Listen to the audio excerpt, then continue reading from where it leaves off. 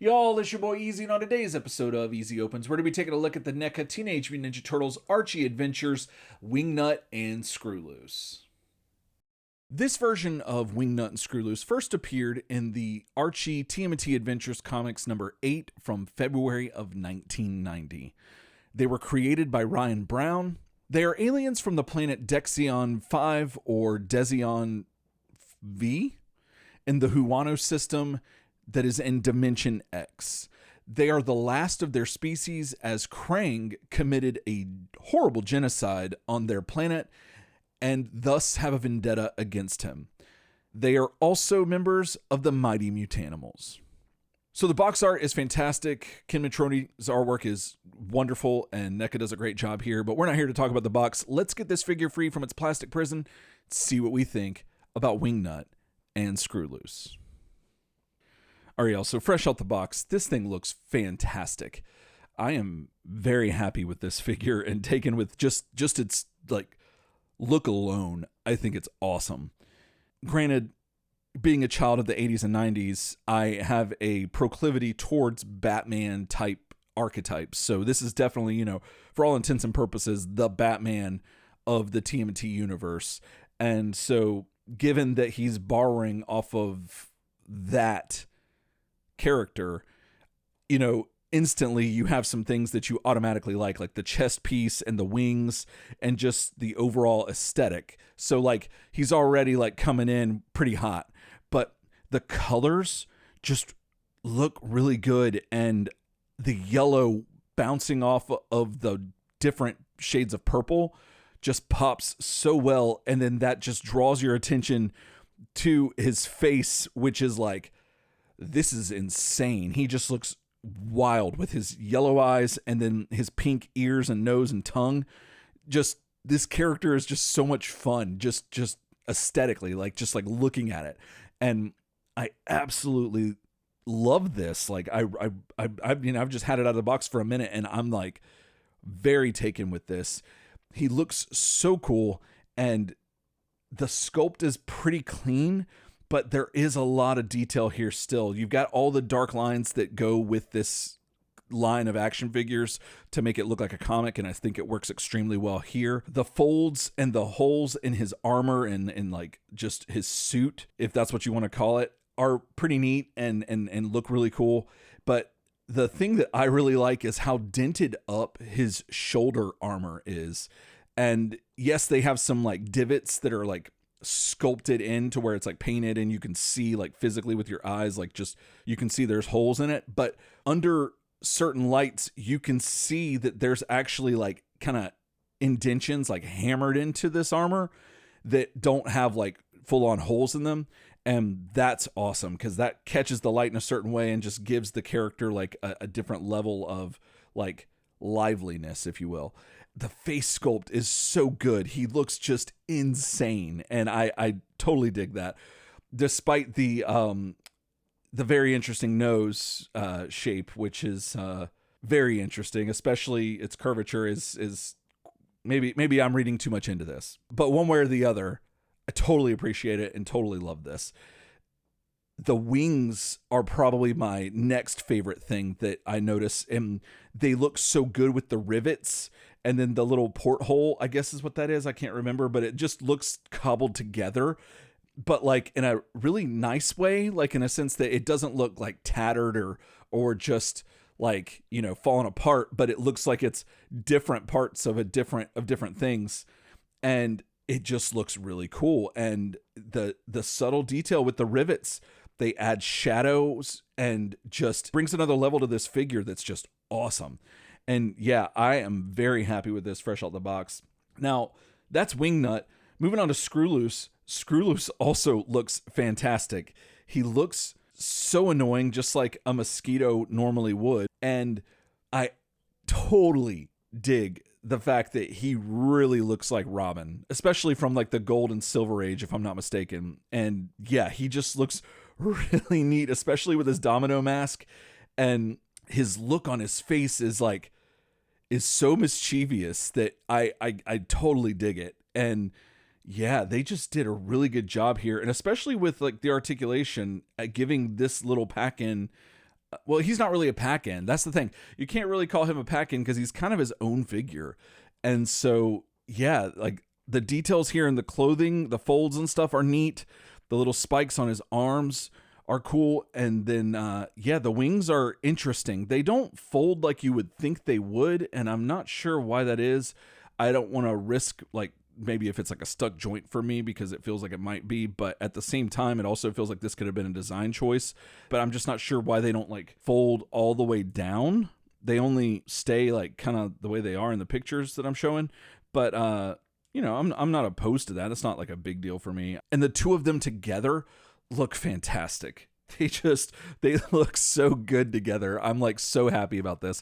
I knew when I saw the previews for this figure that I was gonna really like it, and I loved him in the comics, but I wasn't expecting to appreciate it as much as I have so far, fresh out the box. But yeah, no, this is great, and I'm very excited to get into this review. All right, so Wingnut comes with 7 pairs of interchangeable hands, a rock weapon, and then Screwloose comes with an interchangeable squatting lower half.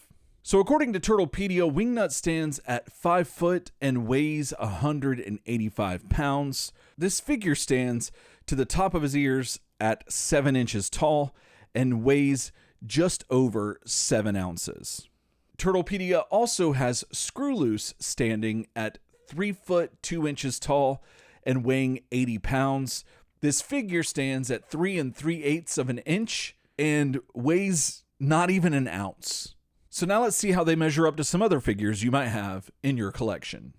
Here they are with SH Figuarts, Senkocho Seiho, Kamen Rider Kiva, and DC Direct Ed McGuinness Batman. Here they are with Storm Collectibles Mortal Kombat Reptile and Jada Toys Mega Man. Here they are with Jada Toys Street Fighter Cammy and Hasbro Marvel Legends Wolverine. Here they are with Mattel's Masterverse Hordak and Hasbro's Fortnite Mancake.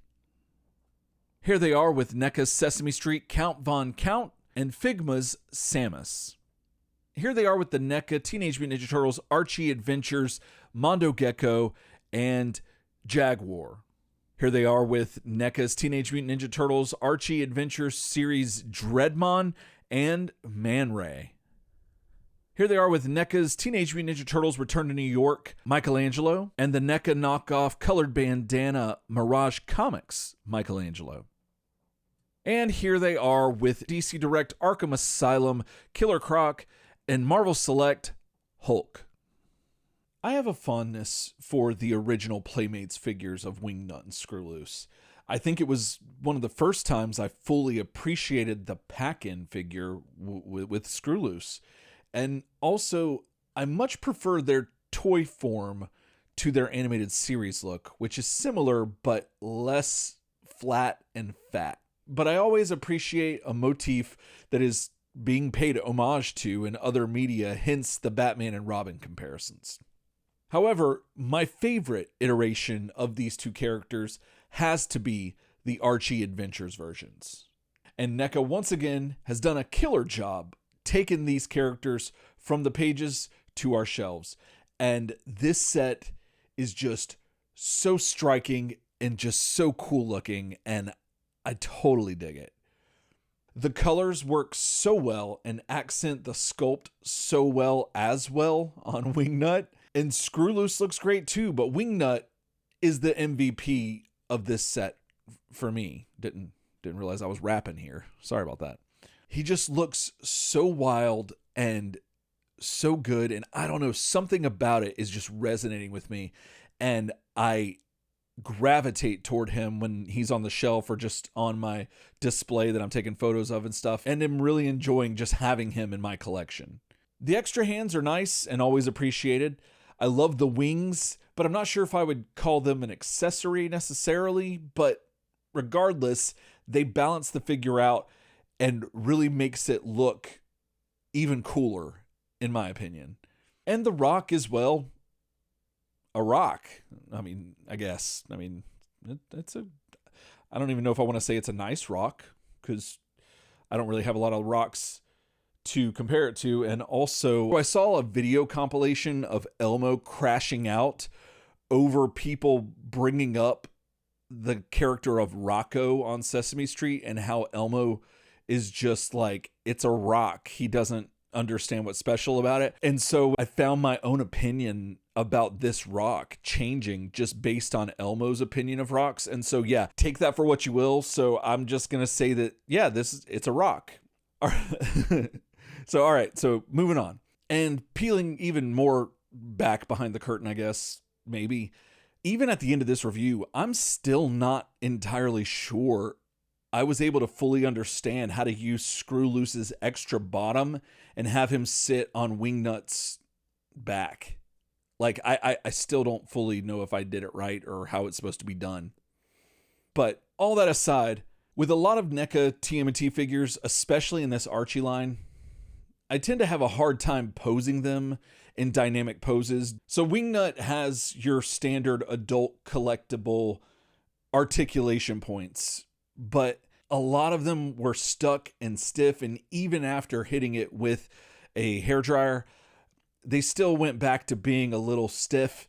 And your mileage may vary figure to figure on this, but I really hate breaking figures, and so I'd much rather do what it can do without putting too much effort into it, in the sense of, like, you know, trying to stress a joint or whatever, and have it represented on my shelf, as opposed to like getting it into like some crazy dynamic pose just to see if it could do it.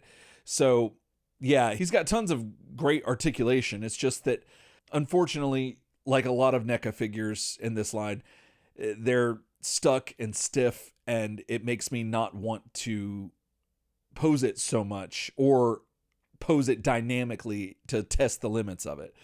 And now's probably a good time to say that I actually ended up breaking the left arm off of this figure.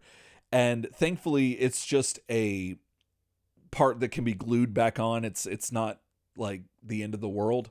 But still, when that happens, it also makes you want to not mess with this figure too much more in any kind of way that might stress it.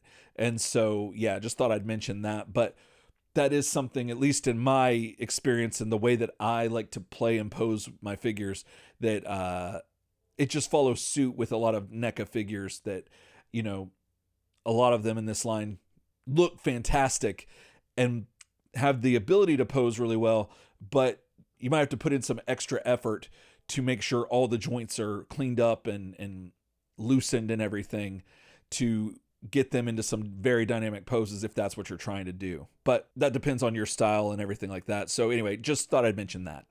And that all being said, Wingnut still looks really cool because he's so wild looking just in general, that having him in some kind of basic vanilla poses still inherently, just based on his look alone, gives you some sort of visual dynamic that kind of adds to a simple shot that, you know, having a generic foot soldier wouldn't normally do. But you've got this wild, crazy Batman, man-bat, whatever you want to call it, with bulging eyes and the tongue out and everything.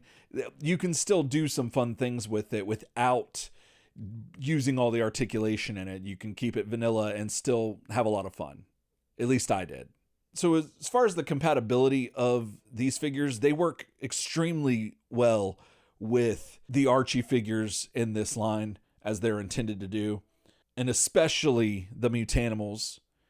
He can go with the animated series line as well, and being that they're based on a comic book version of this character, you can get a lot of mileage out of some Legends and some Power Rangers Lightning Collection, as well as really any other comic-based action figure. So like some Master of the Universe stuff would work and things like that. So yeah, you can, you know, mix and match pretty easily with Wingnut.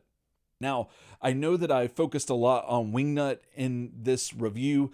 Screwloose is cool too. He's got some basic articulation because he's just basically a small pack-in figure, but they did give him enough articulation to where he's not just a static figure, which is awesome.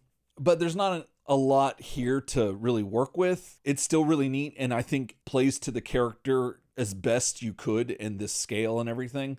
So as a set, I'm absolutely happy with this. I just like for NECA's Turtles line to not be so stiff and so prone to breaking if you stress some stuff. Like, I'd kind of like to not have to basically deconstruct the whole figure and clean it up and then put it back together and then get to use it.